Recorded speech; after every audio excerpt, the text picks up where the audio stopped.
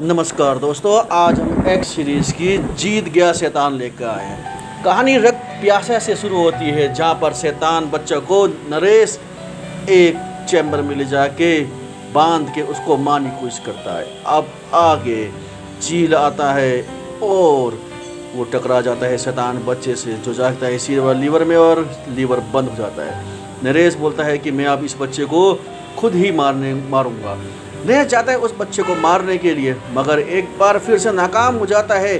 पत्थर मारने के बजाय चील उसके ऊपर हमला करता है और वो पत्थर नहीं मार पाता है। इसके बाद नरेश खुद ही लीवर से उसको मारने की कोशिश करता है, लेकिन तभी वहाँ पर लोग आने शुरू हो जाते हैं। नरेश बच्चे को लेके कार में बिठा के भागता है और वो समझता है कि आखिर में इस बच्चे को मारूं कैसे करके, इसके अंदर तो शैतान की आत्मा है।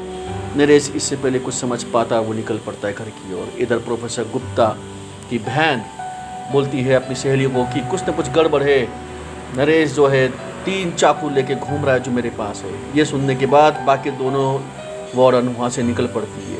वो अभी कुछ दूर चले गए होते हैं कि अचानक कौवे ने उनके ऊपर हमला करना शुरू कर दिया होता है।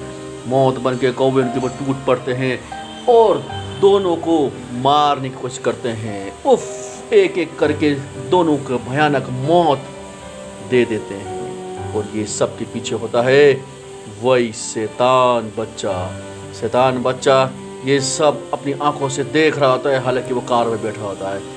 इधर प्रोफेसर की बहन समझ जाती है कि ये सब के पीछे उसी शैतान का हाथ है। तो क्या वाकई में उसका छोटा भाई शैतान है?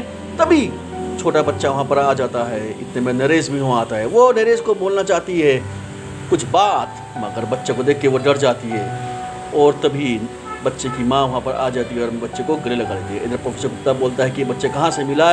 वो बोलता है कि मुझे फैक्ट्री के बाहर मिला।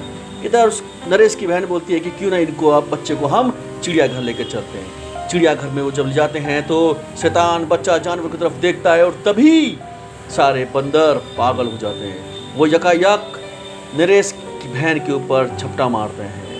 प्रोफेसर गुप्ता की बहन और नरेश की मुँह भोली बहन के ऊपर जिस तरह से ये हमला करते हैं वो हक्की बक्की रह जाती है। लेकिन तभी आ पड़ता है नरेश और बंदरों पे काल बन के टूट पड़ता है। लकड़ी का टहने लेके बंदरों पे मारना शुरू करता है। नरेश कहता है कि मैं इन सब को मारूंगा क्योंकि मुझे पता है इन सब के पीछे उसी शैतान बच्चे का हाथ है।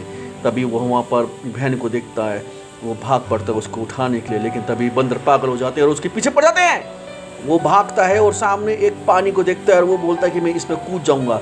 वो उसमें कूद जाते हैं और सारे बंदर बाहर खड़े होकर देखने लगते हैं। इतना ही नहीं, जब वो पीछे मुड़ के देखता है तो उसकी सांसें अटक जाती है क्योंकि वहाँ मगरमच्छ आ जाते हैं। मगर इससे पहले कि मगरमच्छ पर हमला करे, चिड़ियाघर के लोग वहाँ आते हैं और जाली फेंक के मगरमच्छ को उठाते हैं। नरेश समझ जाता है कि इसके पीछे भी उसी शैतान का हाथ है। इधर वो अपनी बहन को उठा के लेके आता है।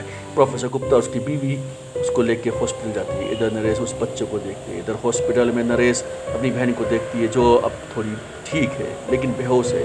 नरेश समझ जाता है कि चाकू जो है प्रोफेसर गुप्ता के घर में है।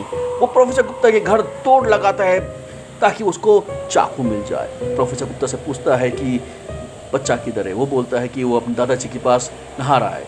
वो जाता है सीधा छत के ऊपर और तेजाब की एक बाल्टी लेके आता है। इधर इंस्पेक्टर आके प्रोफेसर गुप्ता को बोलता है कि नरेश ही है असली कातिल जो तुम्हारे बेटे को मारना चाहता है।